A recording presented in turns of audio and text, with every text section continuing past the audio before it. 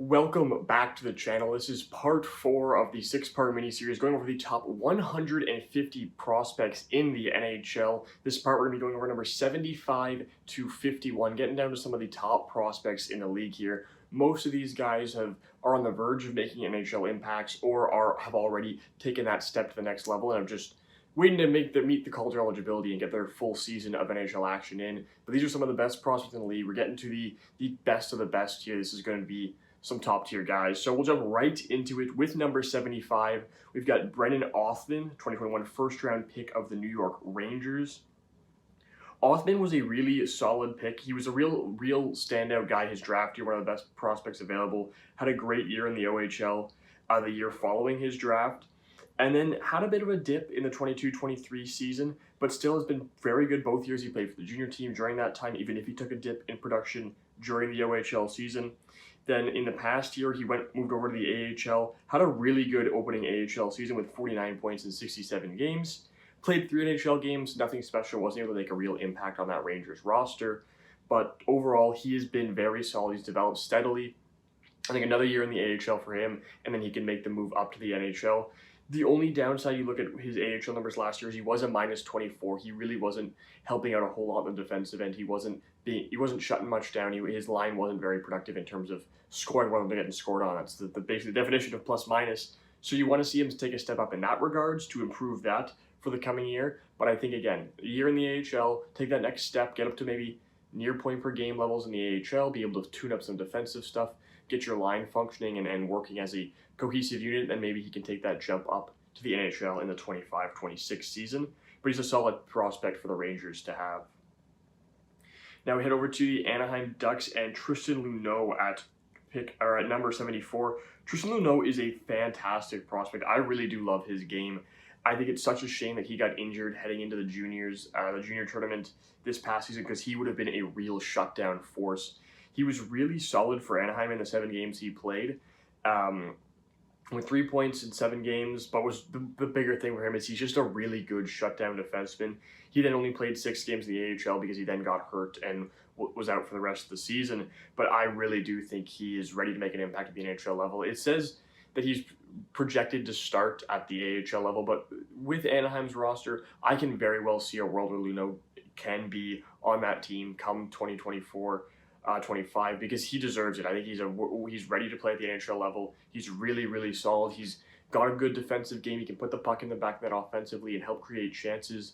And I mean, they have a solid young decor because they have Zellweger, they have Mintyukov. I already mentioned Stian Solberg a few episodes back. Adding Luneau there, I think Luneau can pair up well with one of those guys to help with the defensive game, to help be that balancing act for those 2 players who are very offensive minded. But I think Luneau is a great player for the Ducks to have, and I think he should get a shot at the NHL this coming season. 73, we have another defenseman, Mikhail Gulyayev of the Colorado Avalanche. The Avalanche have a couple sneaky good prospects despite how good they've been these past few years. Gulyayev is one of them. The big thing that stands out in his game is he is one of the smoothest skaters you will ever see. That is the standout thing with his game. One of the best skaters in the draft in 2023, and is one of the best, will be one of the best skaters when he comes up to the NHL level. And is there really a better spot to develop a player like that than Colorado? They can do a lot of work with Gulyayev. I think he'll be a great fit for them. He had a really good year in the KHL, taking the full-time jump up this year with like 12 points, 64 games, was just real steady, +3 on the year as a defenseman. I think Gulyayev is going to transition to be an amazing 2-way defenseman. He can defend well, and his smooth skating allows him to transition up the ice so cleanly. He's able to work the blue line so well, just gliding along the top of the blue line. It reminds you of the way Cale Makar skates. Obviously, he's not going to be Cale Makar. Cale Makar is a breed of his own, a special tier of player. However, the skating that Gulyayev possesses and the offensive mind he has, he can really be a great threat in that regards in terms of the way he uses his feet, the way he uses his skill. He's a really skilled defenseman. Colorado, it's a really good fit. It is a match made in heaven. I think it's going to be a great fit in Colorado in the coming years. Now we go to Calgary, another Calgary prospect. I think they've had a prospect in almost every episode. They've got Samuel Honzek here, one of the first-round picks they took in, or I think it might have been their only first-round pick in 2023, 16th overall. Honzek's a real solid piece. He's going to be playing with the Calgary Wranglers this year. He's bounced around a couple different leagues. these past few seasons. Playing the WHL last year was very solid, near point per game. This guy's game, though, it's not just offensive. He's more of a two-way threat. He's a two-way forward. He's not just gonna throw a bunch of pucks in the back of the net. That's not his entire game. He does play both ends of the ice very well, and he did that for Slovakia as the assistant captain for their junior team. He was real good there. And he was really good for the Vancouver Giants this year. His numbers offensively took a step down after the 2022-23 season, where he was excellent in his draft year. He had 56 points in 43 games. That was a great year for Honzek.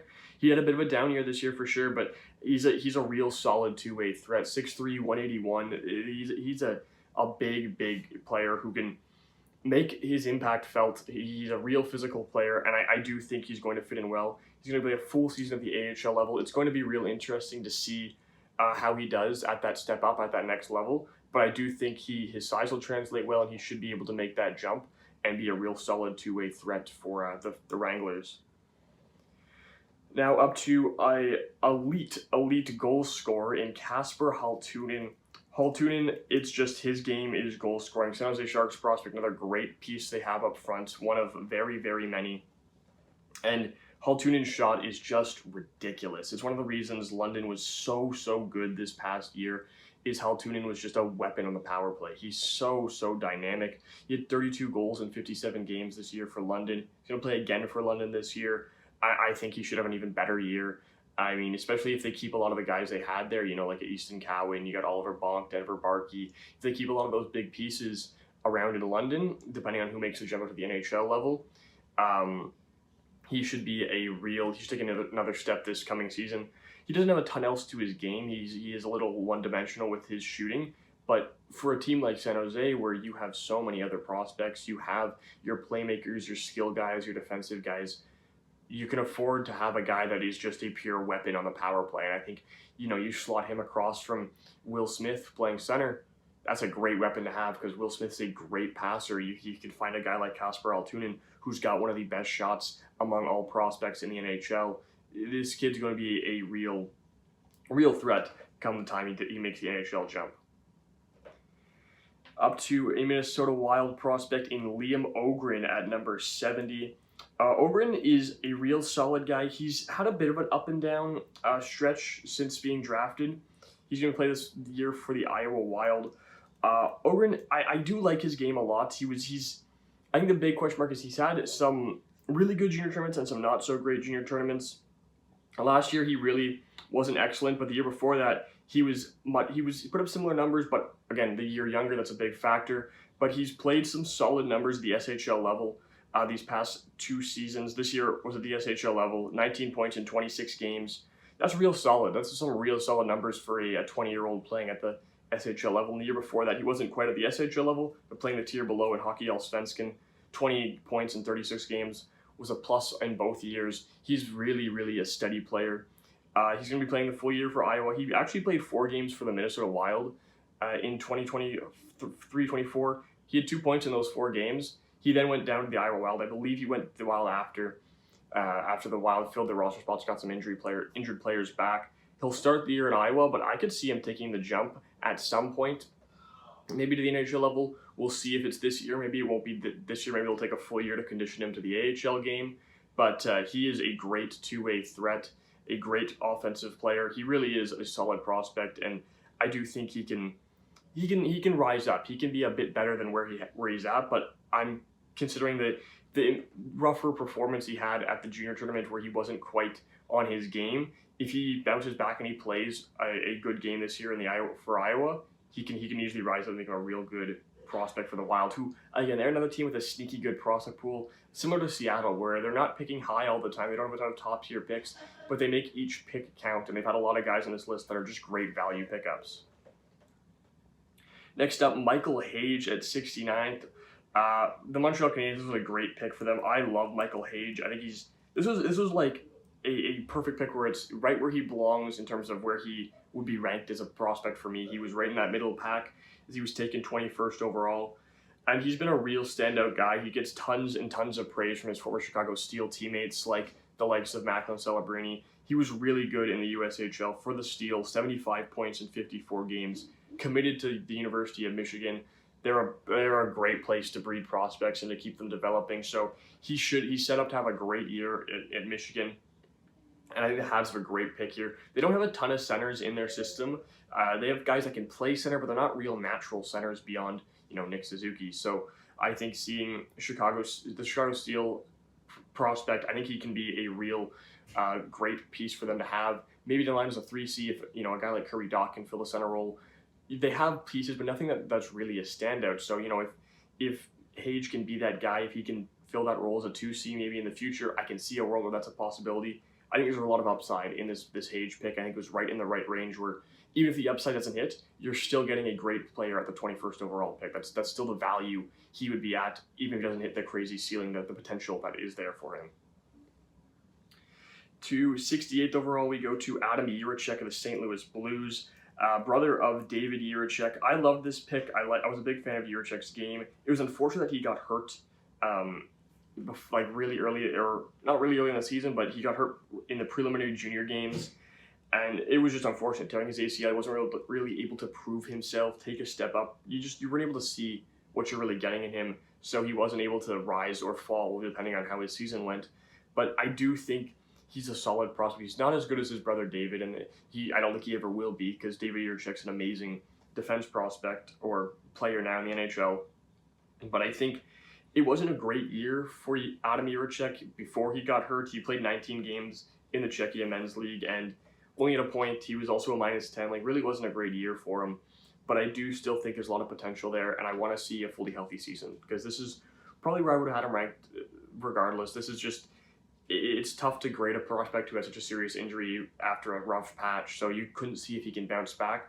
If he can bounce back this year and have a better year in the Czech League, that will be huge for his development. That'll be huge to sort of solidify himself as a top-tier prospect. But if he can't bounce back and he can't get back up to the level that he was expected to be at heading in to the 23-24 season, that's not a great look. Because, the 22-23 season, 29 points in 41 games in the U20 level, played 12 games at the men's level. So he had 2 points in 12 games, was pretty steady. But then again, this year he wasn't quite that same. He didn't even have the same numbers at the U20 level. So really a disappointing year that was capped off by a brutal injury. So you really hope you can see a better version of Adam Jiricek that's healthy in 2024. But the upside's there, and I do think he'll be a solid piece in the future. To Buffalo, we go with Noah Ostlund. Ostlund is another guy I want to see where he can fit into the Buffalo prospect pool, because they had a lot of picks similar to this one. He's 16th overall back in the 2022 draft. Ostlund is really, really a great player to have. He had a pretty good year last year in the AHL, 23 points in 38 games, really good. And the year before that, 26 points in 37 games at the Hockeyallsvenskan level. He was also amazing. He was one of the top players for Sweden at the juniors this year with 10 points in 7 games. And he's taken a lot of strides in his game. He's going to play this year for Rochester, who has been a really good program. They've had a lot of solid pieces come through there these past few years, and he's going to have a lot of a great supporting cast with players that'll still be playing in Rochester. I mean, I would expect a guy like Yuri Kulich could be back there. Isaac Rosen will still be there. And there's a couple other players that constantly flow through there. We'll see if Constant Helenius takes the jump over to North America. Maybe he'll play in the AHL a little bit. So there's tons of names that always come through Rochester. Buffalo's had a great rolling set of prospects through their rebuild, and Ostlund's one of them. We'll see if he can make the jump up in the coming years, because it's a tough team to make the jump on with how many young, talented pieces they have. But I think Ostlund is a great piece for whoever really ends up with him, because I could see him being a trade piece used in the future if Buffalo wants to try and win now.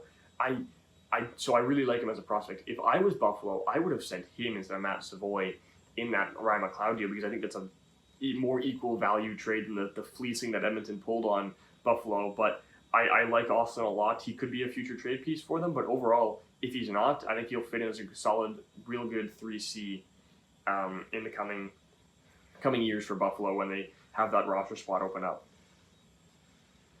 To another San Jose prospect at 66th overall, we have Philip Biested. Biested's a guy I really liked in the draft, in the 2023 draft, I believe, 2022. the 2022 draft. I really did like him coming in. 6'4", 198. Like, that's a real solid centerpiece to have. Good two-way guy with a great shot. And he wasn't excellent at the juniors this past year. 4 points in 7 games. He was just solid. Like, that's just okay. Nothing crazy on the Swedish team. The year before that, though, he had a really good junior tournament with 10 points in 7 games. That was a real good year for him. Especially at that point, he would have been 18 at that year. So he's been real good, and he's been playing at the SHL level for the last couple of seasons, which is also really a real good look for him for how he will take his jump. Because you look at the past couple of seasons, last year SHL level 17 points, 47 games. He then made the jump to the AHL after that season ended. He had 7 points in 8 games for the San Jose Barracuda. That is a crazy run. He'll start this year with the Barracuda. Hopefully he can do similar things this coming season. But the year before that, again, as I think it would have been 18. This was after his draft year, the 22-23 season. 20 points in 45 SHL games. That's a real good number for a player of that age at the SHL. He even played 15 SHL games his draft season, and that year he played most of his season at the U20 level with 49 points in 40 games, a plus 23. Beasted's a real solid piece. I think he's going to be a great player for San Jose. He's one of their guys who I think will definitely get called up in the next couple seasons. And I think with the way their center depth is, you obviously have the 1-2, the 1-2 punch in Celebrini with Smith, but Beasted can be a real good 3C. Maybe he can be he play wing. Maybe he gets bumped up in the top 6 if he proves himself to be, he's too good of a talent to keep in the bottom 6. However, with the way he plays his two-way game, the size he has and the physicality he plays with, he can be a 3C. I think that'd be a real good fit for him on that San Jose roster. 65th overall, we have a interesting prospect with Kobe Barlow. He was really a great pickup for the Jets in last year's draft in 2023, but had a serious dip in production this past year. He was not that as good as you would hope. I mean, in his draft year, 59 games, 46 goals, 79 points. A real lethal goal scorer. The year before that, he had 30 goals in 59 games. So that's his game. He's a great goal scorer. This past year, he was, again, a great goal scorer with 40 goals in 50 games, but he only had 18 assists, 58 points, minus on the year. He really just wasn't doing a whole lot around off the puck. Like, he really wasn't creating chances for other teammates. He wasn't creating much scoring beyond him just shooting the puck in the back of the net. So he's really talented. He's a real great goal scorer, but he needs to round out his game. He needs to find an extra level, an extra layer to add to his game, some more stuff to bring to the ice beyond just being able to shoot the puck, because that's what he was expected to do. He's a bigger player. He's not crazy big. He's only 6'1". Like, he's not massive, but he's 6'1", 194, so he's built. He's a strong player. He's a physical player. So you were expecting to bring more of that kind of aspect to him in this last season after his draft year, and he really didn't. So you want to see that step. He's going to be playing for Owen Sound again this year, and then likely will take the jump to the AHL the following season. But you got to see him round out his game, find some more layers, find some more pieces to add to be able to make it to the next level. Another very interesting prospect at 64 in Trevor Connolly, because Trevor Connolly is an elite talent, no question about that. But as I talked about when going through my mock draft and I believe I talked about it again in my draft review, it's the character concerns for a guy like Connolly, but you hope he can avoid that because the talent is so there as a real good skill forward, because that's what he is. He's a pure skill guy. He's got so much talent. For Tri-City this year, he had 78 points in 52 games. The year before that, 47 and 57 at that age, also amazing numbers to have. It was amazing for the U18 junior team for the USA with 9 points in 7 games. Going to Providence this year in the NCAA, Providence College. We'll see what he can do there. Again, a school where you're not going to find a ton of help. Going to get tons of ice time, though, tons of opportunities. So if he can make the most of that opportunity, Vegas has a great prospect to have, because they don't have any. They only have Brennan Brisson. That's the only other one. This is their top prospect in Trevor Connolly. So maybe he'll get traded. That's probably the more likely scenario. But Connolly, Vegas can make sure that he keeps the character in check and help himself personally improve himself. It's a great player to have because the talent is for sure there. Without character concerns, there probably would have been a lot more debate or conversation around Connolly definitely being a top 15 pick, maybe even top 10. It was a real good draft class, so he might not have been able to sneak into the top 10, but that's the kind of talent level he was. He was on that tier of players, I believe. So without the character concerns, he probably would have been a lot higher. And for a team like Vegas, who trying to win now, your only real use for prospects tends to be trading them away. It's a real good chance to take. That's a pretty a smart move for them to make, because if he solves it, there's a risk to it, but they don't really care about the risk because the process doesn't pan out, odds are he won't be on the roster. But if he fixes the character concerns and plays up to the level that he should, the level he's expected to as a talent, as a pure on ice talent, Vegas has got a real steal in their hands, and being able to pick up a prospect like that while winning is huge, because again, either you trade him for a solid piece like they've done in the past, or you call him up and he can be a real good impact player on a league minimum rookie contract. That's a great pick for Vegas. So a real good drafting on their part. And if Connolly can, fix the character concerns, it'll be a home run hit for Vegas for sure. Next up, 63rd, we have Oliver Moore. Another speedster.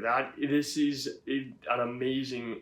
It is going to be so much fun to watch the Chicago Blackhawks team. Oliver Moore's a speedster. Frank Nazar, who will be in future episodes, he's another speedster, and you got obviously Connor Bedard. But Oliver Moore is just, he was looked at in the draft, and he was talked about, the way he was talked about as the fastest player in the draft for sure, one of the best skaters in the draft, one of the best skating prospects we've seen in years. His speed is just unmatched, and he's going to be so lethal at the next level. His numbers weren't crazy last year in his first year at Minnesota, 33 points in 39 games. But he also had a solid, he was, again, okay at the junior team, 3 points in 7 games. He'll get more opportunity this coming year. He didn't have a ton of ice time for the U.S. team because they were stacked top to bottom in last year's junior tournament. But I think he'll get more ice time this year. Probably he'll play second line, maybe first line, depending on who they have there, who they decide to bring up. But he'll get some more opportunity there. But the speed is unreal. With the puck, without the puck, there's just no catching him. He's always going to beat you to the puck. He's always going to win the race. And that's a great piece to have. That's going to be an amazing fit next to Connor Bedard or whoever he plays with, whether he plays center on his own line or he moves to the wing. I would expect to maximize their talent. Chicago looks to move one of him or Nazar to the wing to get all three of those players, Bedard, Nazar, and Moore, in the top 6 where they can maximize their skill, because a player like Oliver Moore, a player like Frank Nazar, when they make the full jump to the NHL level, when they're really solid NHL caliber players, their style doesn't really fit with the third line the way they play with just pure speed, aggressiveness, and just go, score goals. That's more of a top 6 kind of thing. You want those guys paired up with other talented players who can match that intensity, match that speed, match that skill. You're not going to get it on the third line. So I would expect they look to move one of them to the wing and play them in the top 6 with one of them, and sort of in that regard. So that's what I would look at for Oliver Moore, but he's going to be an amazing piece for Chicago in the future. Now to Daniil But from the Utah Hockey Club. This was such an interesting pick. But was a real it was a pretty polarizing player, because I think I had him near the bottom end of the first round because it's a real upside pick. You're betting on a whole lot of upside. I think it could hit. It could definitely hit, and I think it's on pace to hit for Arizona or for Utah. 6'6", 216, and has hands. He's got a shot. He's got speed. He's really a great whole package. There's a lot of talent there. I just really thought he was a safer bet later in the first, or by a team that wasn't in a rebuild. So I was a little concerned with the pick for Utah. I didn't think it was a great fit, but I think they may have hit it out. This may be a home run hit. This may be a great pick. I think he could rise even higher on this list by this time next year. He had 21 points in 55 KHL games, so he was a real threat at the KHL level this past year. And that's not really shocking considering how big he is. And again, he's real big, but he's real good in tight spaces. He's real good with his hands. He's got a great shot. He's got good skating. He doesn't have any of the concerns you normally expect of a big player, where they, hands of steel, brick hands, and they can't skate. They have no real skating technique. They're just pure power. They no control. Not Daniil But. He has all those pieces to his game. So this is a great pick for the Utah Hockey Club, and I think it's going to be a really solid fit for them in the coming years if he can take that jump, if he keeps developing on the trajectory he's currently on. Joakim Kamel is prospect number 61 of the Nashville Predators. Kamel is so, again, another tough player. I really was in love with his game in the 2022 draft. I really thought he was a real talented player, but he just has been a little underwhelming these past couple of years. I think nothing like super concerning, but he hasn't quite been the elite level of player I was expecting coming into the draft. But he's had some solid years, some real productive years at the AHL level. 41 points in 67 games last year. In 22-23, he had 15 points in 43 Liga games and was then point per game in the AHL that season. So there's a lot of talent there for Joakim Kamel for sure. Again, another guy similar to Matthew Wood, who's also in the Nashville prospect pool, talked about in the last episode. He's a guy who is a real good goal scorer, that he's a real sniper, got a great shot, but he does do other things to his game. It's not the best part of his game, but he can do it. And I think he needs to get back on that goal-scoring pace, get back on that goal-scoring tear he can go on, that he was on in the year he was drafted. Then you can expect to see bigger strides from him in the rest of his game. Because the year he was drafted, he was playing 39 games in the Liga. He had 15 goals in 39 games and 23 points. That's an elite goal scorer. Putting up those numbers as in your draft year in the Liga, that's really, really solid. So you want to see him jump back up. You want to see him get back to that point in terms of his goal scoring. And we'll see if he can do it for Milwaukee. Milwaukee's another really good AHL club. So a lot of help he'll have there, a lot of good players to team up with to make things happen offensively. So yeah, I'm a big fan of Kamel, and I hope he can rise up, but he just hasn't been able to take the next step developmentally since his draft year, which is a little unfortunate, but I do still think Nashville has a great prospect on their hand. To the Philadelphia Flyers prospect, Oliver Bonk, one of the many London Knights players on this list. Oliver Bonk was a real steady player. His junior tournament ended in an unfortunate bounce that eliminated Canada, but he had a real good tournament. I was a real fan of his game defensively.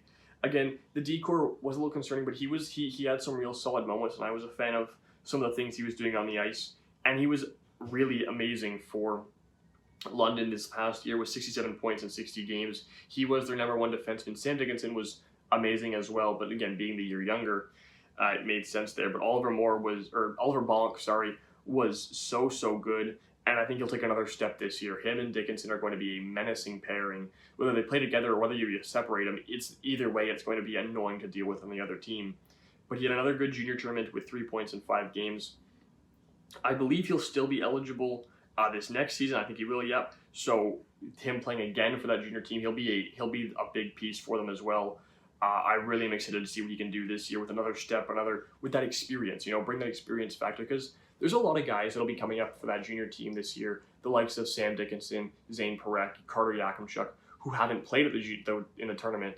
Guys like Oliver Bonk, and Tanner Molendyk, like I mentioned before, those guys are going to be huge for the experience factor on that back end, so you don't end up making stupid mistakes. But Bonk is a real steady, good two-way guy who, as we saw with London last year, has no trouble with putting pucks in the back of the net. So I think Philly's got a real good piece here that they can develop and turn into a solid top 4 defenseman in the future.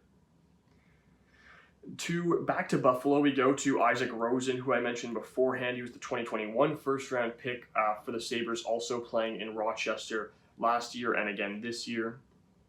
Rosen, another piece that could be on the block for the Sabres if they're looking to make a win-now kind of move. I was a little surprised they didn't move him over Savoy, but he's still there. He's, again, a real solid piece, real good piece for them to have. He had a great year for Rochester this past year, 50 points in 67 games. A real good jump up from the last season where he had 37 points in 66 games. So he really adapted to the AHL level. He got used to that style of play. He did get a 7-game trial in the NHL. Wasn't good, didn't really work out at that point. He's not quite ready for that. Another year in the AHL, he can be one of the better players in the AHL this season if he takes another jump. And then he'll make that next leap to the NHL level in the 25-26 season when a roster spot maybe opens up for the Sabres. But a real promising year. You saw it from last year.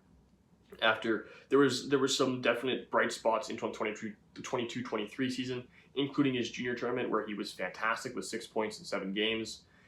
So there's a lot to like with Isaac Rosen, and you'd like to see him continue his development to take that next step to be able to make the NHL jump very, very soon, because there's a lot of talent with a player like this, with his skating, with his shooting, with his passing. He's just, again, a real solid, great, all-around player. There's not a real hole in his game, but there's not exactly a standout piece either where he's just like an excellent goal scorer, an excellent playmaker.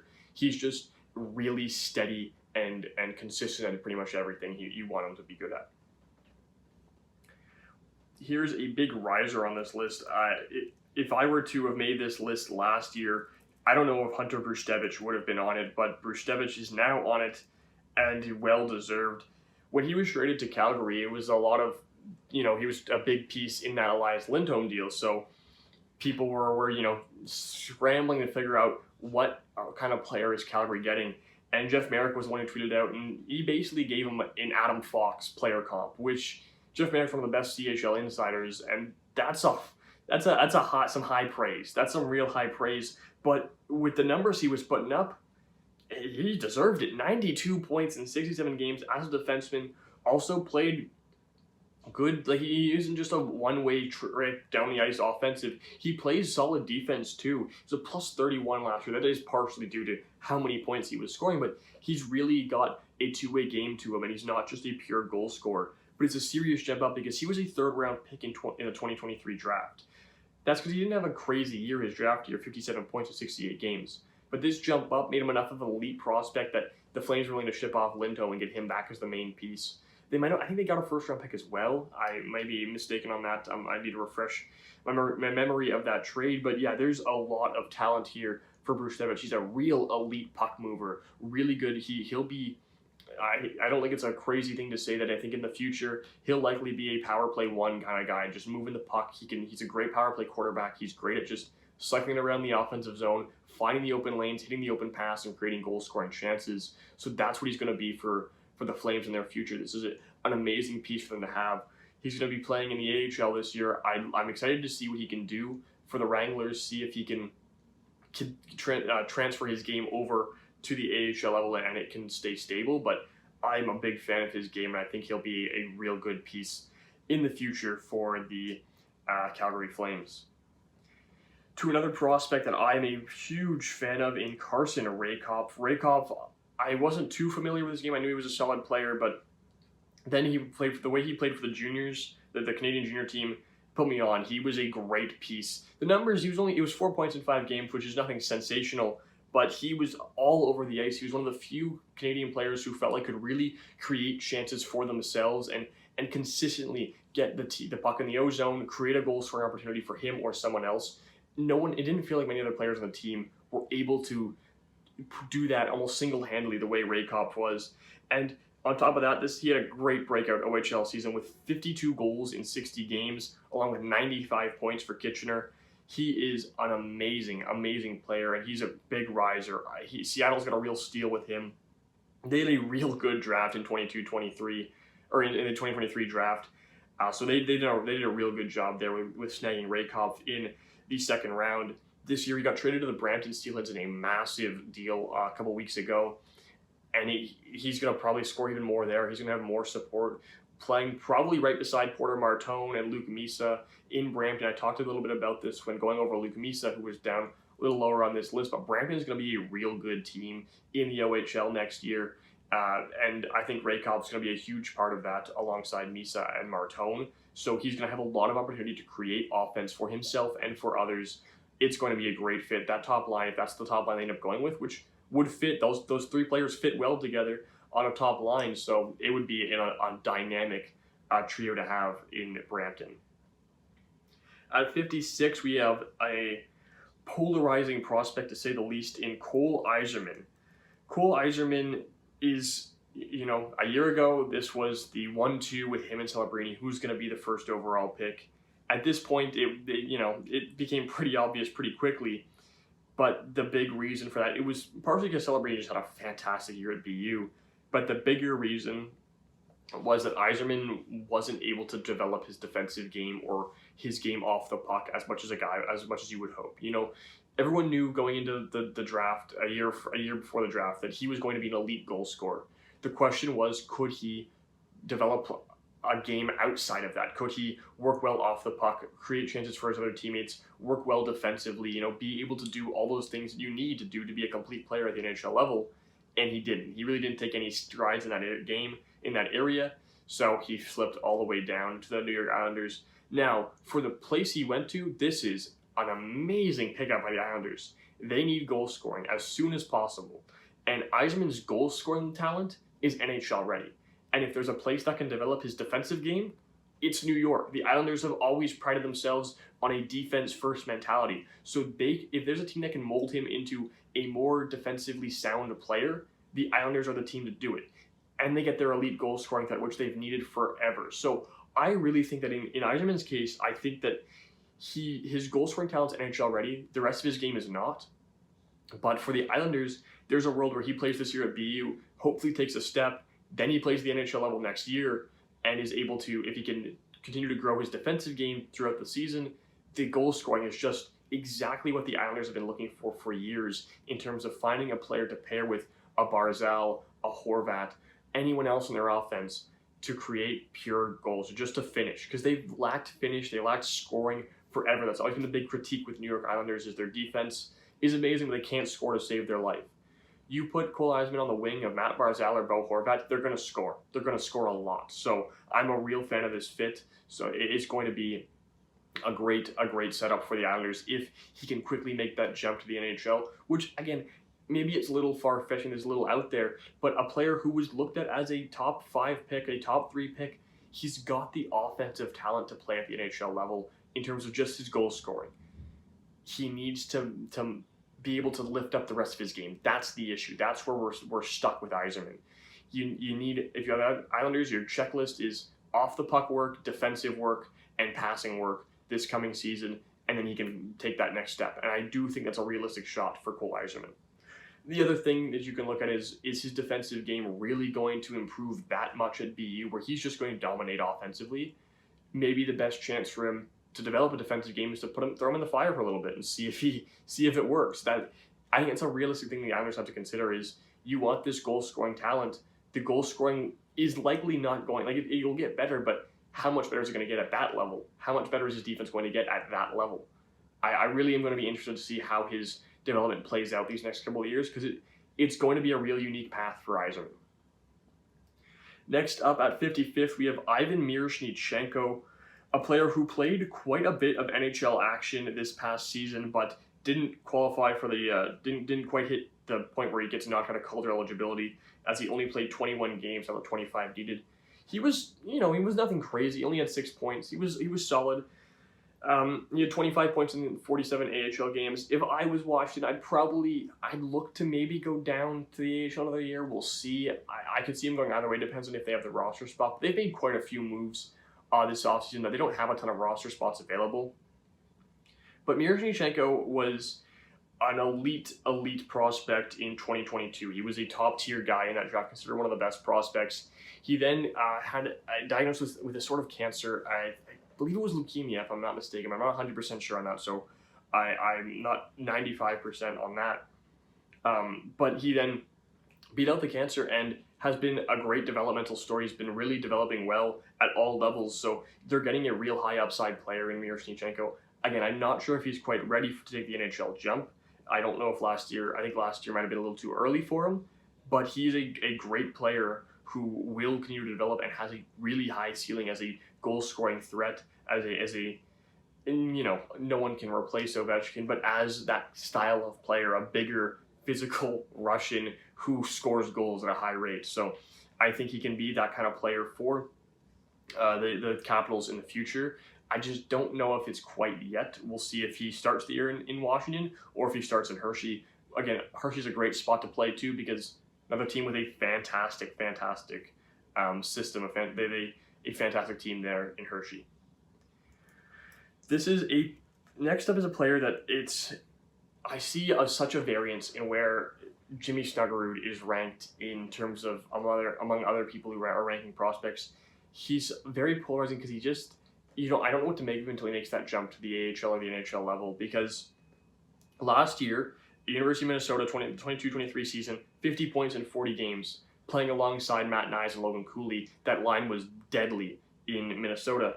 This past year, he took a bit of a step back, 34 points in 39 games. And considering the fact that he played with less of a supporting cast, in my eyes, it raises a bit of question marks in terms of how well he can play on his own. How much of his production was a product of playing alongside Logan Cooley, one of the best prospects in the NHL.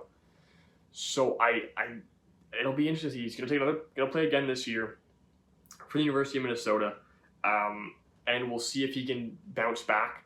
There's tons of upside. Maybe this is a little overcorrecting in terms of knocking him down a few pegs after this down year. He could very well, by this time next year, be much higher on the list. We'll see. I'm currently hedging my bets. I'm a little lower. But he also did have really promising junior tournaments these past couple seasons.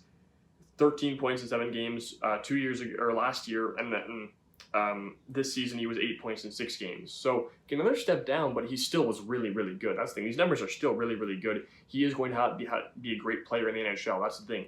Is I bumped him down a little bit down my list, but really, he is still this is still a great talent. This is still a really talented player. This is a pretty high spot, the 54th ranked prospect in the NHL. He's still a real talented scoring player.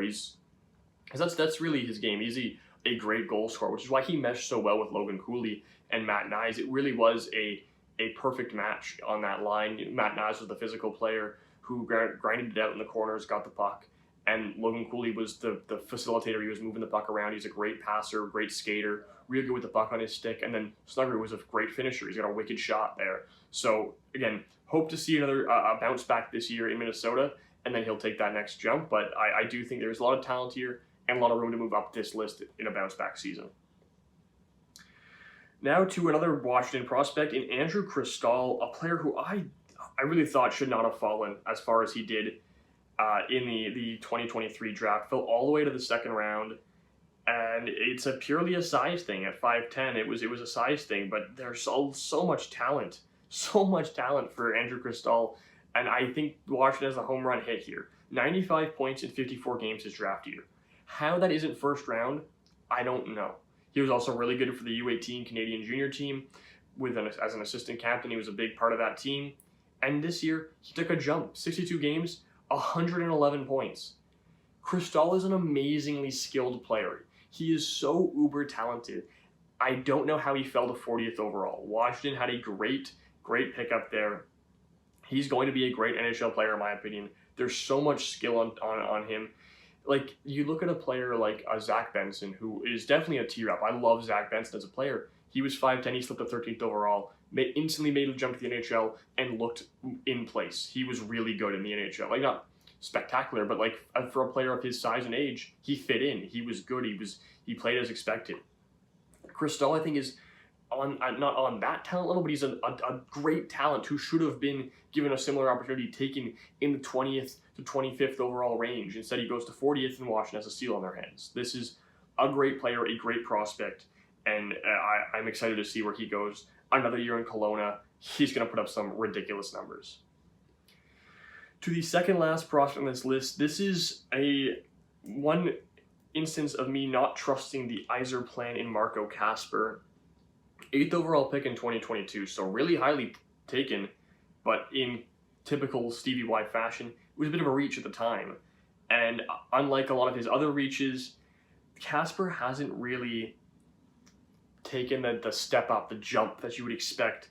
He was good this year in the AHL, and nothing spectacular, nothing terrible, like 25 points, or 35 points in 71 games. That's solid, half a point per game. Those are some good numbers, nothing out of this world, but they're solid.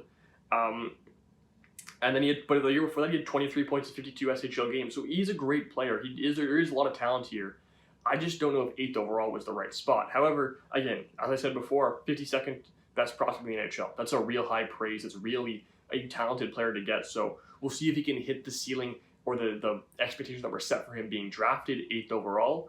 Right now, I'm not sure if he can hit that mark, but he can still be a good piece in the future for the Detroit Red Wings. Right now, he's projected on Elite Prospects to be on their opening day roster. I don't know if he's quite there. I think he'll probably play another year in the AHL. I think that's more so where his game is at. I don't know if maybe he'll make the roster out of camp, but we'll have to wait and see on Kasper. But I'd like to see a jump, a real jump to prove that he was the elite player you were expecting at an 8th overall pick. To the final player on this list, another faller in the 2024 draft that I am in love with in Liam Greentree. Greentree is an all-around just really good player. He does so much well. At 6'2", 214, he's a real good power forward who also can play make. Who could also be a great shooter, who could also see the ice just so well. He is he's just a very well-rounded player. There's no holes in his game, and only some of the other players I mentioned too are well-rounded. He does everything at a very high level. He is a very, very high-level player who just doesn't have a flaw, doesn't have anything that's like out of this world, but really he does everything you need him to do at a high level, and everything you expect a player of his size and his skill to do, he does it at a high level. I love Liam Greentree. I think LA has got a great pick up here, and you throw him in with some of the other players that they have, some of the young core pieces they have, him playing alongside Quinton Byfield, that's going to be disgusting in the NHL. Two big power forwards with tons of skill. It's going to be amazing. And Liam Greentree, again, 90 points in 64 games in Windsor. Really steady, really solid. I am just a huge fan of his game, and I really do think LA's got a real steal here with a 26th overall pick being able to grab a player like Liam Greentree. So I'm such a fan of this pick, and I'm really excited to see him this coming season for Windsor. I think he'll be a guy who should make the junior team for Team Canada. I have to do a projection. I likely it will be a video I make in the coming months, maybe projecting the World Junior rosters for teams. I would hope Liam Greentree can have a spot on that team. We'll see what other players are in the running, but I really do like Liam Greentree as a amazing prospect for LA. That'll do it for this episode. This edition. The next two episodes are under the top 50 prospects, so be sure to subscribe and stay tuned for those episodes. They should be coming out both later this week, so looking forward to that. If you have any thoughts, any questions, any players you think should be higher or lower, be sure to let me know down below in the comment section. And that'll do it for this one. Thanks for watching.